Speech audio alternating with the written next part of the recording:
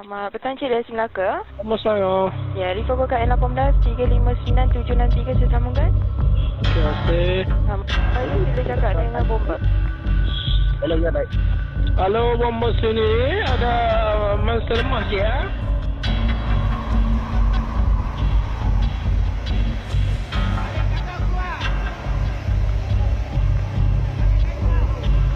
Cemas. Visual ini menggemparkan negara.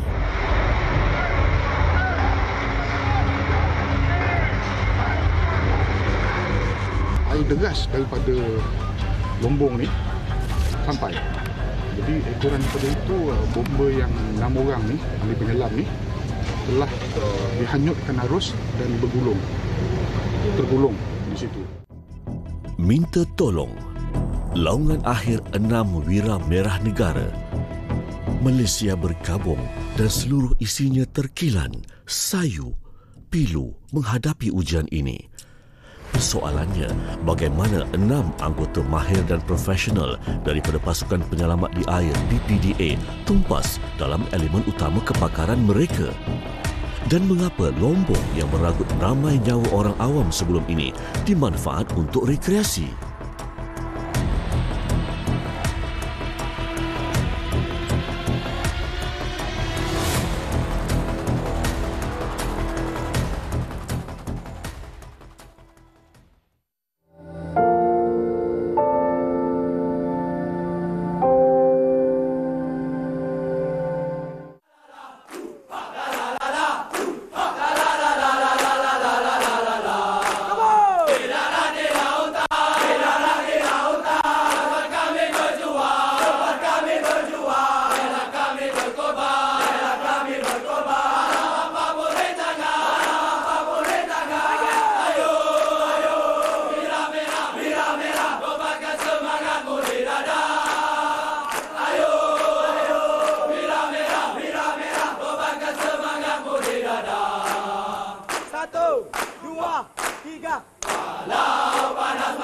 Memang cita saya sebenarnya nak jadi orang kata jadi polis. Selepas tu bila fikir balik kan, okey zaman sekarang tak boleh nak memilih buat kerja.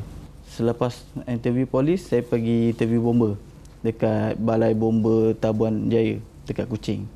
Bagi tahu mak saya, ni orang tawakal lah. Mana satu sampai dulu, pergi. Itulah rezeki. Sekali tengok surat bomba sampai. Makna rezeki dekat bomba. Tak sampai setahun rasanya. Lapor telefon. So lapor diri. Saya cakap bukan rezeki saya lah. Ya. Saya dah sekarang dah bertugas di bomba. Di situlah terus berterusan kerjaya saya sebagai bomba. Sejak 2002, para pelatih dari akademi inilah yang menggalas tugas sebagai anggota bomba terlatih seluruh negara, termasuk 6 anggota bomba BPDA yang terkorban. Anak saya yang pertama jadi pegawai bomba Malaysia dalam kampung ni. Dia bangga sebab dia dapat menjadi seorang anggota bomba dekat Malaysia. Kental fizikal dan mental, kesemua anggota bomba diperkasakan di akademi ini.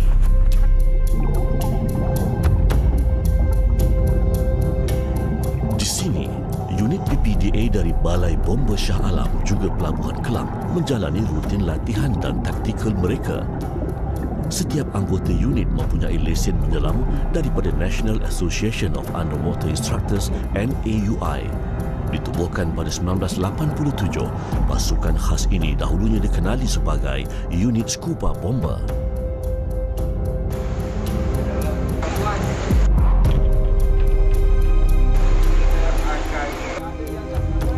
Terdapat 2 unit BPDA di Selangor. Gambaran penceritaan dalam dokumentari ini dibantu mereka yang juga anggota sebenar bertugas ketika kejadian.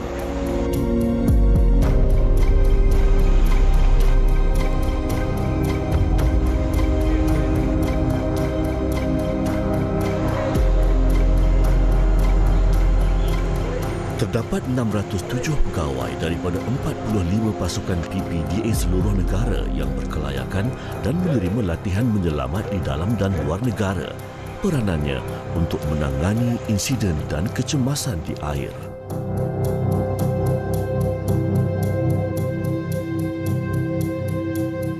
Di luar lintas langsung ketika studio sedang bersiaran, mereka cukup ceria. Dan sebenarnya ketika menjalankan tugas lintas langsung, saya tidak tahu siapa ialah siapa. Dalam siaran yang sama juga terdapat lintas langsung. Ironinya, seminggu sebelum tragedi Oktober, 4 daripada 6 anggota terkorban hadir untuk siaran Malaysia Hari Ini TV3. Antaranya arwah Mazlan Umar Baki, arwah Yahya Ali, arwah Muhammad Fatah Hashim dan arwah Izzatul Akmal Wan Ibrahim.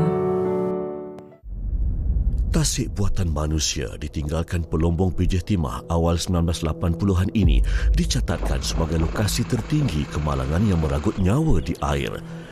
Ia juga menjadi lubuk bagi kaki pancing. Sebelum kejadian ini, orang tidak melihat Lohit Dam ini sebagai salah satu lokasi yang akan menyebabkan tragedi sebagaimana menimpa sahabat-sahabat kami lah. Kita dapati selepas pada kejadian ini merupakan kawasan yang begitu berisiko. Bukan kepada kita sahaja, tetapi yang lebih kita risau ialah kepada masyarakat secara umum. Berikut pula kebimbangan terhadap aspek keselamatan di kawasan kejadian yang pernah disuarakan penduduk sekitar. Sebab kawasan ini bukan kes kali yang pertama, ini dah kes yang kali kedua dan ketiga dalam masa terdekat ni. Kalau boleh, pagar keliling dan kawasan ini ditutup terus daripada untuk orang ramai. Sebab di kawasan ini selalunya budak-budak sekolah, utamanya pada bulan 12, dia orang akan datang memancing dan mandi di kawasan sini. Cerita arwah beberapa kalilah membuat operasi dekat tempat kejadian. Semua mangsa meninggal mengikut cerita dia lah. Seluruh dunia, statistik telah membuktikan bahawa Lohit Dam ini telah dikenali sebagai killing machine. Kuala Lumpur berkhidmat lebih 27 tahun dalam JBPM. Penemuan tentang Lohit Dam turut dibentangkan di peringkat antarabangsa.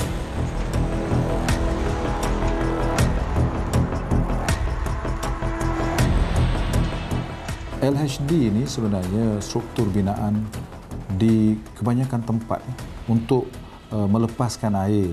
Maka dia menggunakan Lohit Dam untuk melepaskan limpahan air apabila paras tertentu. Jadi kita dapati di seluruh dunia mempunyai reka bentuk ini dan juga mempunyai sistem pelepasan air yang melalui Lohit Dam.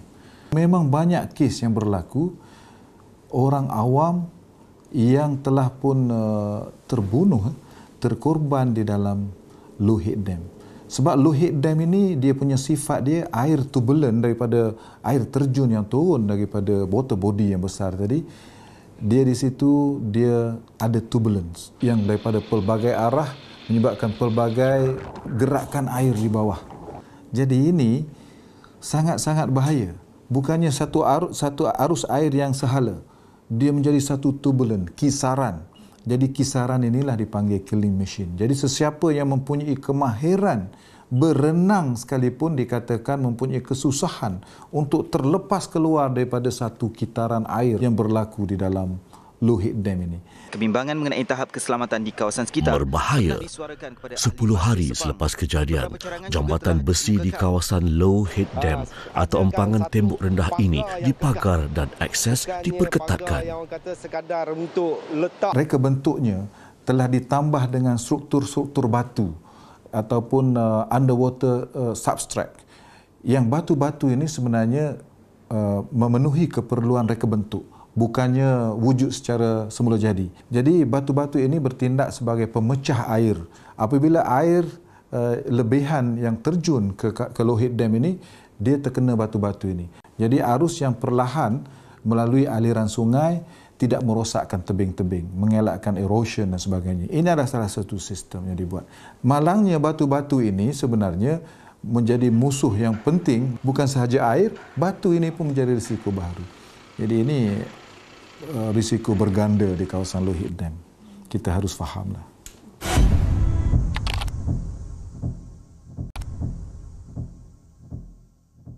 Anggaran masa jatuh berapa lama dah, Cik?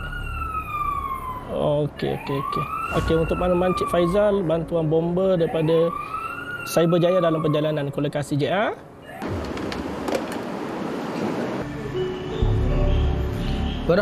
Perhatian.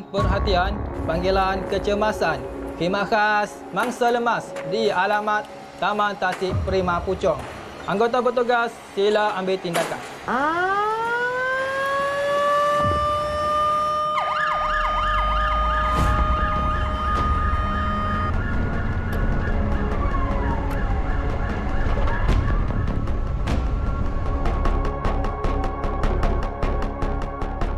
Seksyen 15 Shah Alam, Selangor.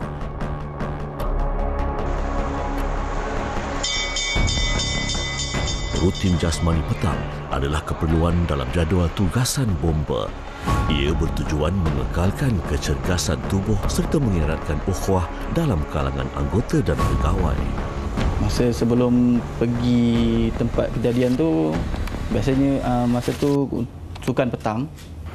Sukan petang macam biasalah, kita sukan, ada yang main badminton, volleyball. Dapat panggilan, kita orang terus buat persiapan dan terus gerak ke lokasi. Petang tu saya dah balik kerja, dia dalam pukul 6 lebih tu dia beritahu abang nak ke cyber ni, ada kes, dia kata. Kira itulah last WhatsApp dia. Arwah Malik tu dia masa sebelum sukan petang tu, masa standby kan, dia duduk senyap, dia seorang dia senyap je. Orang kacau, dia ambil baju, dia tutup muka. Dia macam bersembunyi dengan sesuatu. Arwah Adnan pula ada anggota pegawai dari bengkel, repair jentera, dia bersembang. Yang saya ingat ayat dia, dah lama tak sembang macam ni, dia kata. Padahal selalu jumpa, tapi tak pernah, dia kata tak pernah bersembang lama macam ni, dia kata. Arwah Malik juga, dia lambaikan tangan. Dia kata, selamat jalan, jumpa lagi, dia kata. Bomba Shah Alam, boleh saya bantu? Okey.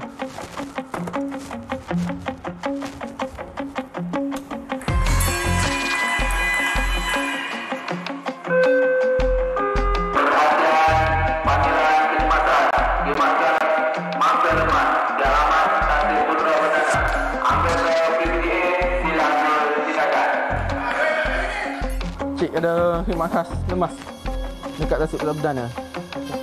Terima kasih.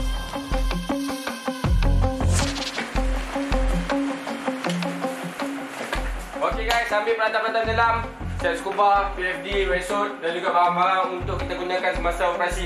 Okey, move. Pada hari kejadian, 3 buah balai bomba digerakkan setelah panggilan kecemasan diterima.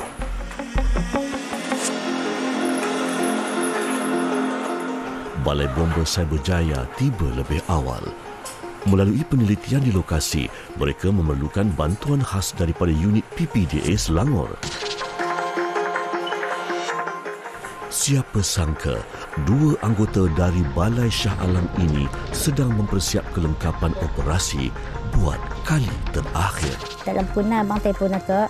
Dia tanya, Mama kat mana? Mama kat rumah. Kenapa? Mama dah tahu belum? Belum. Habis nak tahu macam mana, tak ada orang cerita kan.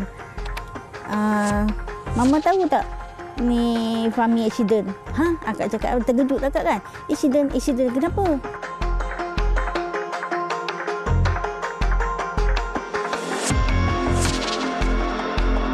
Ketika saya sampai di lokasi, saya berjumpa dengan ibu mangsa. Anak puan jatuh ke anak puan mancing? Dia cakap anak saya mancing, jatuh ke dalam ni lombong ni tu sebelah sini. Kawasan ni semua hutan. Ada jalan laluan lorong untuk motosikal mancing. Dalam operasi pada hari kejadian, Yahya adalah anggota termuda yang terkorban. Setangkas membuat servis bola tampar, berusia 24 tahun hari ini, Yahya Ali ditugaskan sebagai safety man dalam teknik human chain. Masa tu hujan. Petang tu hujan. Hujan renyai-renyai. Oh, dia berhenti sebab dia cakap saya ada operasi. Dia cakap berhentilah kami masa tu. Dia call, nanti saya call balik. Dia cakap oh. Lepas saya balik operasi, call balik dengan mak. Saya cakap boleh. Saya tunggu tak ada.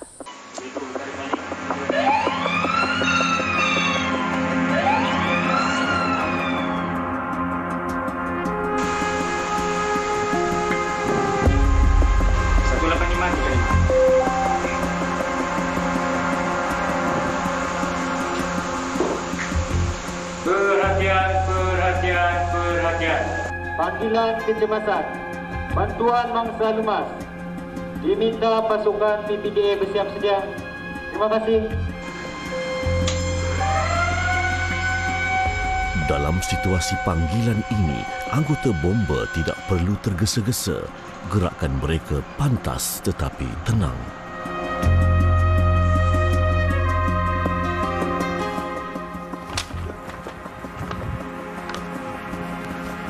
Cik, Hikmatas bantuan mangsa lemas. Minta pasukan PPD untuk bersiap sedia. Sip. PGO Selangor, Utility PPDA Pelabuhan Kelang, panggilan apa? Utility PPDA Pelabuhan Kelang dipandu PBK2 KUP 1112 bersama 4 anggota keluar khidmat khas bantuan mangsa lemas di alamat Tasik Perdana Puchong. Penerimaan di PGO Selangor apa? Masa yang jatuh ni dekat kawasan sini lah. Kita daripada ibu dia cakap masa memancing daripada atas ni jatuh dekat kawasan bawah ni. Masa saya sampai pun masa tu besi ni tak ada. Saya ingat besi ni pun tak ada. Cakap masa saya lalu pun sini saya pun gayak dengan angin kuat, dengan hujan renyai-renyai masa tu. Saya pun terasa gayak juga macam ni. Penyelam yang scuba tu sampai tu kan agak rasa lamanya.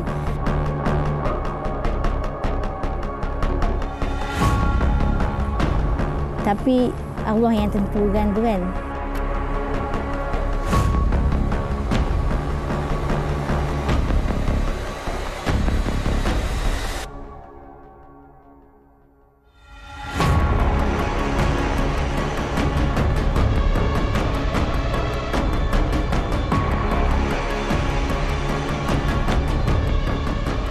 Lokasi dapati memang ramailah, orang awam dah penuh masa di lokasi lah. Tak lama kemudian unit bantuan PPDA pun sampai dan seterusnya saya memberi taklimat kepada anggota saya untuk apa yang perlu kita buat.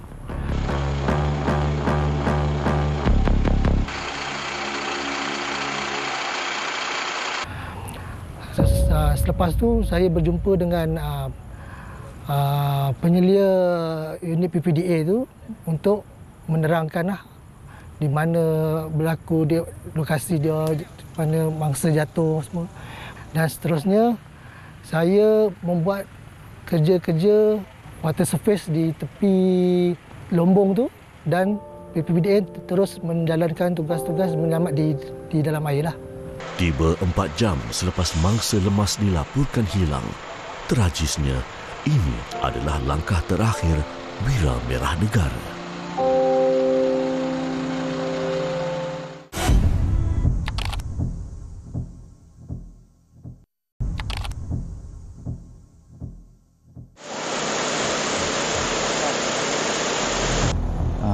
Sampai lokasi tu, keadaan memang orang kata dah gelap. Setelah buat kita punya penyelia buat size up dan terus buat orang kata briefing dan bacaan doa. Lepas tu kita buat ikut floor lah yang dicadangkan. 7 anggota PPDA turun membuat operasi penyelamatan menggunakan teknik sweeping dan human chain. Frizal adalah anggota terakhir dalam formasi itu. Anchor ni dia fungsi dia menahan. Menahan dia, macam ibarat kita menyeberang sungai. kita ikat tali pada bahagian ni, kita ikat atau kita nak seberang, ini adalah anchor. Sekiranya apa-apa jadi, anchor ni akan tahan, akan bantu tahan untuk kita ke seberang. Berusia 34 tahun, Muhammad Fatah Hashim mendahului sebagai marker untuk teknik sweeping.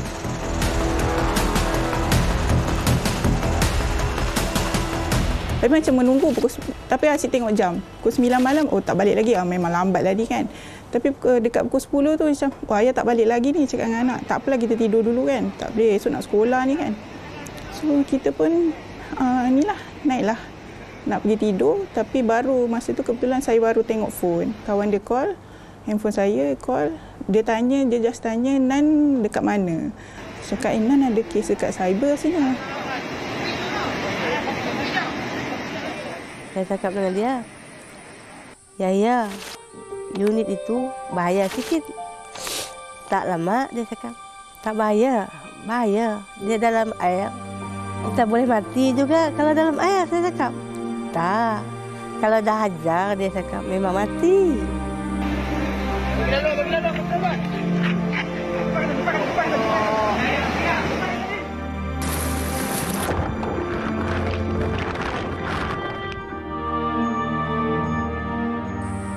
Sampai pukul 10 pun, dia selalu call. Kalau dia balik operasi, dia akan call dalam masa pukul 10 malam lah. Dia call lagi. Tapi saya tunggu tak ada. Saya dah tak senang hati lah. Kenapa budak ini tak ada call? Sedangkan dia cakap tadi dia ada call balik. Lepas dia balik operasi.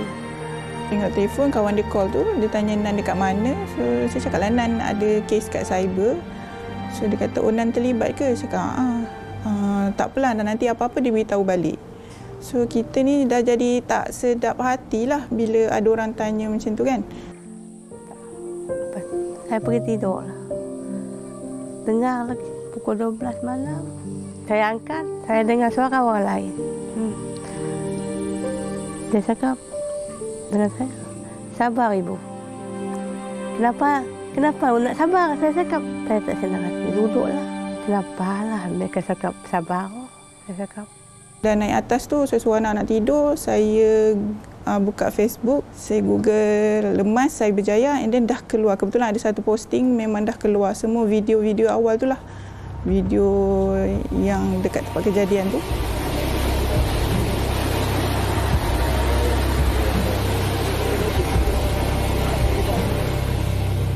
Bila tengok video yang CPR tepi air tu, macam ini macam lain dah ni kan. Saya cakap, jangan CPR tu buat apa jadi kan. Tapi sambil tu bila baca semua tu macam, ini dah lain dah ni kan.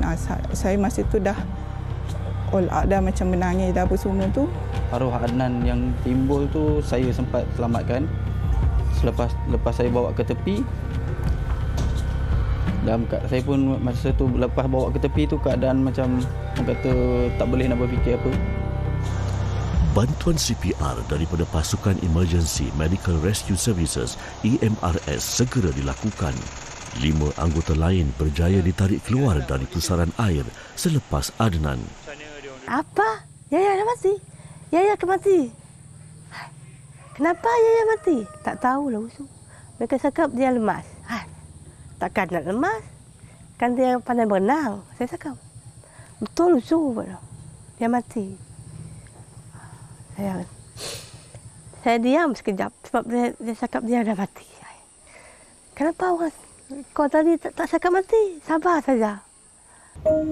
Ada anggota daripada Cyberjaya yang papa saya bawa naik ke atas sampai tepi jalan tu. Lepas tu dekat situ saya duduk termenung. Tak tahu nak buat apa kan.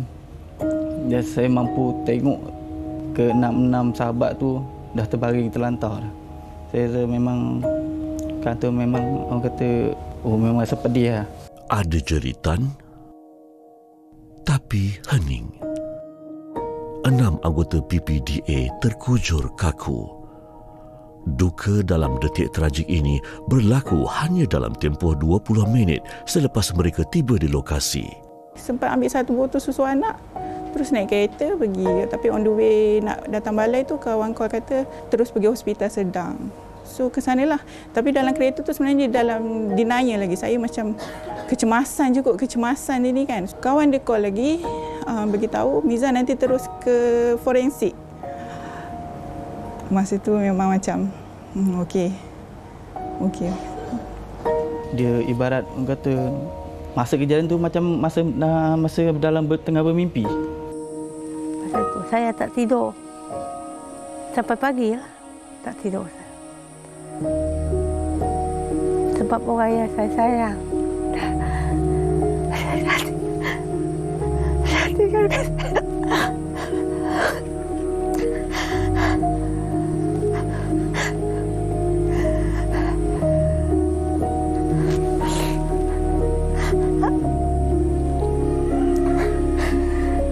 Kau di hati saya. Tinggalkan saya. Selamat.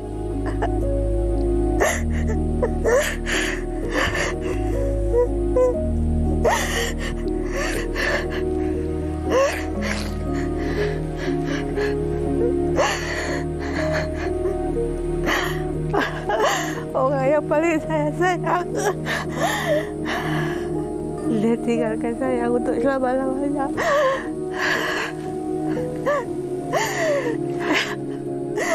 Saya betul-betul sedih.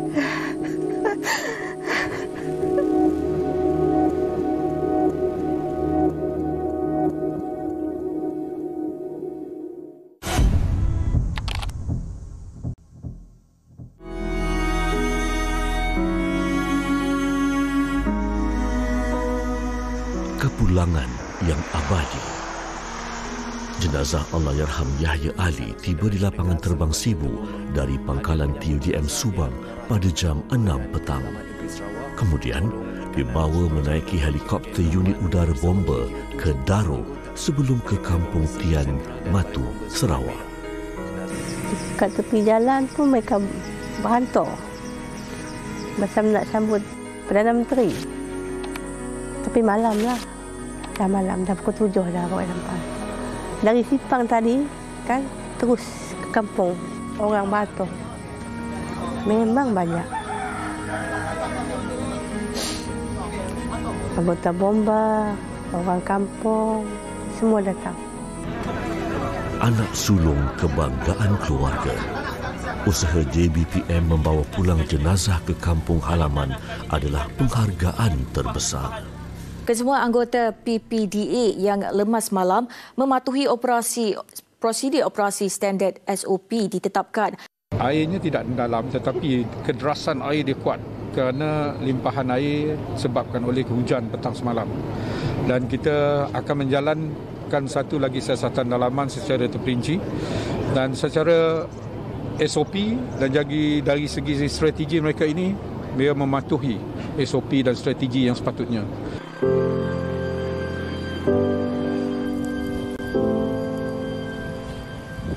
Saya ingat bukan kepada bomba je lah kan. Terburuk ni saya berdasarkan kepada kami punya pencarian ilmiah ini, rasa saya inilah yang terburuk di dunia lah. So kita memang belajar banyak daripada kejadian ini dan yang paling utama ni ialah tindakan segera yang dibuat oleh pihak bomba dan juga pihak kerajaan. Jadi pihak bomba tu kita telah menubuhkan jawatankuasa khas dalaman untuk melihat pelbagai aspek yang menyumbang kepada kejadian ini dan pihak kerajaan juga telah menubuhkan jawatankuasa khas untuk menyiasat dan juga memberi rekomendasi kepada kejadian. Insiden ini memang menggemparkan seluruh negara. Ramai orang tertanya-tanya, bagaimanakah, macam manakah dan mengapakah perkara ini boleh berlaku. Jadi seperti mana yang dinyatakan kehidupan sebagai seorang penyelamat, sebab tu saya gelarkan JPBM ni sebagai pahlawan masyarakat. Ketika orang lari dari kebakaran, ketika orang lari dari banjir, ketika orang lari dari segala malapetaka, mereka akan melangkah masuk untuk berbakti kepada masyarakat dan Malaysia tercinta. Tak ramai orang yang ada this kind of attribute lah. Gambaran 3D ini adalah hasil siasatan terperinci yang dijalankan oleh Jawatankuasa Siasatan Dalaman JBPM. faktor manusia, kelengkapan, persekitaran dan cara kerja menjadi termarujukan. Nasib tak baik pada ketika itu berlaku hujan lebat, kubik meter yang ada mengalir melebihi daripada kadar kebiasaan. Jadi tekanan air, kuasa air yang ada pada ketika itu sangat-sangat kuat. Kami duduk bersama-sama dan juga dengan kuasa siasatan bomba dan kami juga meneliti laporan mereka daripada muka 1 hingga ke akhir, kan, melihat even pelbagai alatan yang digunakan pada ketika itu, ketika kejadian, ketika insiden, kami periksa, kami semak dan sebagainya. Jadi daripada laporan yang kita dapati bahawa pada ketika itu berlaku gap of knowledge tentang low head dam ataupun empangan buatan ini. Maka tiada latihan yang pernah dilaksanakan dan mereka juga tidak mengetahui tentang risiko yang ada dan sebagainya. Tiada pelanggaran SOP. 15 peraturan mutlak yang digariskan dalam teknik penyelamatan di air deras ini adalah bukti komited setiap anggota PPDA. Cuaca, kederasan air serta reka bentuk empangan memuktamadkan kejadian sebagai kemalangan. Walaupun kemalangan kita boleh terima, SOP masih lagi mereka patuhi, tetapi beberapa perkara yang perlu diambil berat oleh jabatan dan telah pun diambil oleh jabatan untuk langkah-langkah penambahbaikan. Antara lainnya kita dapati kita mungkin lebih perlu kepada peralatan yang lebih advance, ya, lebih tinggi tahap keselamatannya. Dia ada safety features kepada semua jenis peralatan. Jadi basic safety features telah pun kita miliki, tetapi kita kena ada advance lagi safety features. Sebab risiko yang bakal kita terima kita tidak boleh duga. Maka kita kena prepare for the worst. We go to the highest protection level because kita tak boleh jangka. Hasil perincian fakta serta sokongan visual kejadian yang dirakamkan orang awam dibukukan dalam laporan jawatan kuasa. Dapatan siasatan ini memanfaatkan hampir 30,000 ahli bomba seluruh negara. Daripada laporan yang disediakan oleh pihak jawatan kuasa, segera dilaksanakan pelbagai langkah penambahbaikan. Dari segi sistemnya dengan penubuhan pusat penyelamat di air di Wakaf Tapai, kelengkapan alatan-alatan menyelamat yang terkini, yang canggih. Ini daripada laporan-laporan yang kita sediakan. Seterusnya latihan yang berterusan, malahan berlaku penambahan allowance untuk pasukan-pasukan khas ni.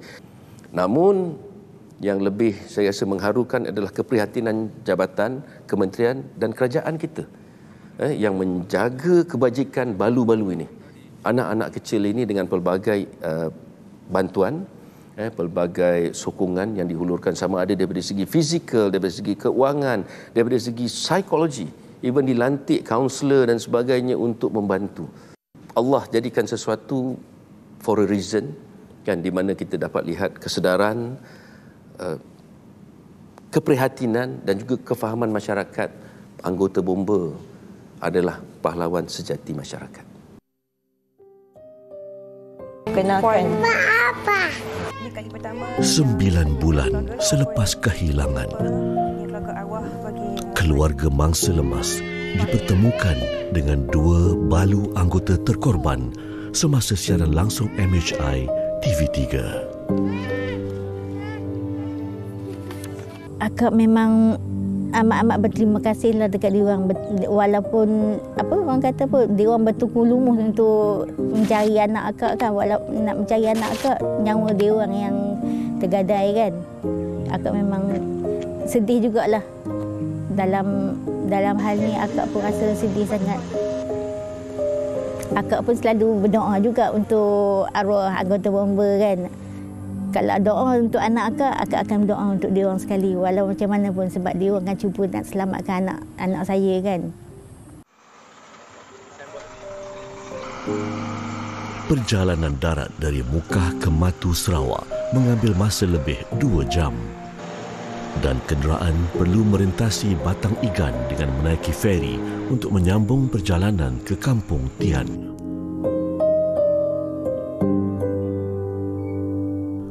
Istimewa air tangan ibu. Kek belacan ini menjadi menu wajib kegemaran Yahya. Kali terakhir Allahyarham pulang ke kampung halamannya adalah pada Mei 2018.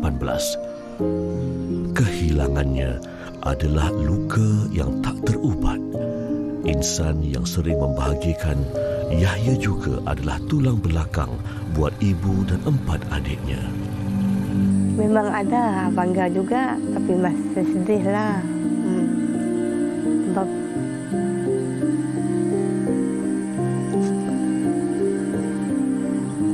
dia baik lah. Dialah hero di hati saya. Sebab dia baik.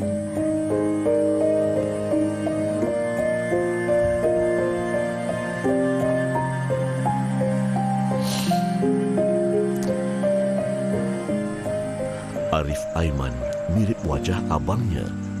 Anak bongsu kesayangan keluarga inilah yang menjadi pengubat rindu. Kini hanya doa yang menjadi pengerat ikatan. 2 tahun lepas tu macam baru dia pandai bercakap kan. 3 tahun plus, masuk 4 tahun macam tu. Barulah dia start tanya, kenapa ayah dia tak ada? Kenapa dia tengok sepupu dia? Kenapa sepupu dia ada ayah? Kenapa dia ada Acu? Cha ada Abi? Kenapa Sarah tak ada ayah? Bila kerap ke kubur tu, baru dia tahulah. Dia macam, dia boleh jawab sendirilah. Oh, ayah Sarah kat sini. Ayah Sarah tak ada dah. Ayah dah meninggal. Ayah dekat kubur. Macam tu lah. 5 tahun melayari kehidupan bersama. Pensyarah bidang perubatan ini lega Allahyarham suaminya seorang yang ekspresif. Kini nukilan dan perkongsian Adnan di media sosial menjadi tatapan dan pesan buat anak-anak. Duniamu penuh dengan penerokaan, terokalah di mana sahaja anak selagi kau mampu pesan ayah hati-hati jika kau jatuh bangun teruskan penerokamu. Siapa ni? Ayah. Kalau kata redha tu redha lah, tapi kehilangan tu tetap rasa. Cuma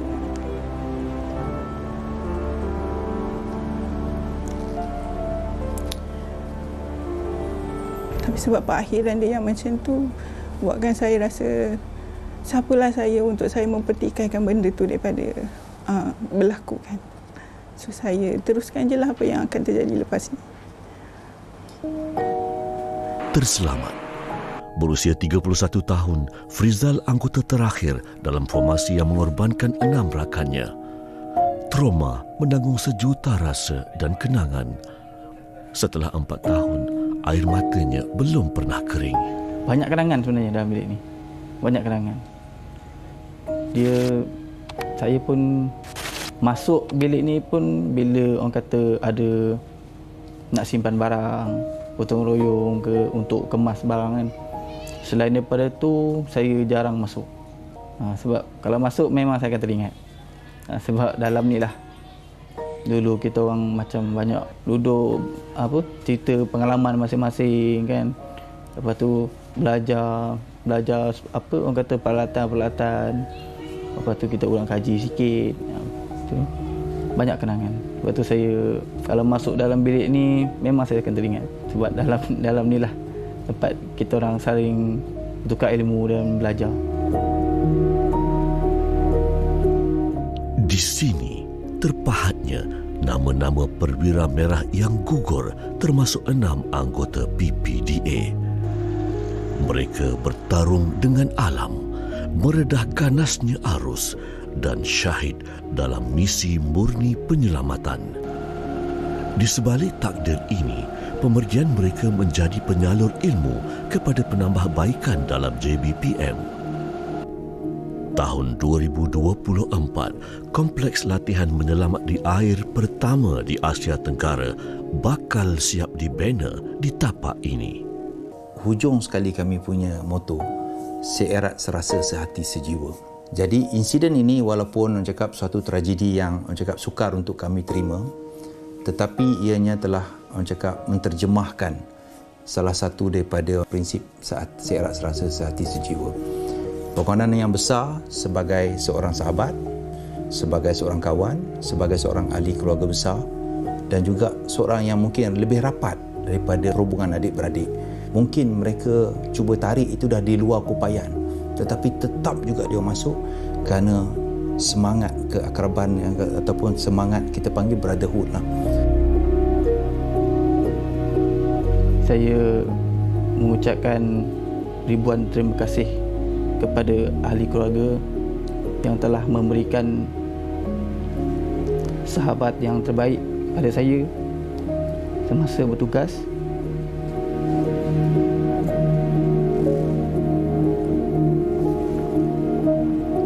Banyak kenangan yang sahabat dan arwah dah berikan kepada saya pembelajaran.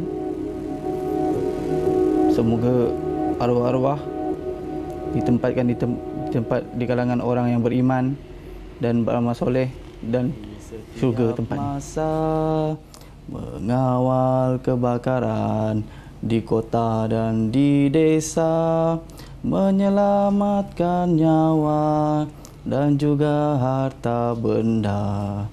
Rukun negara kami junjung bersama, penuh setia dengan semangat wajah, dari Perlis hinggalah ke Sabah, mendukung etika bekerja. Kepada rakyat semua, marilah bekerja sama untuk menghindarkan segala malapetaka demi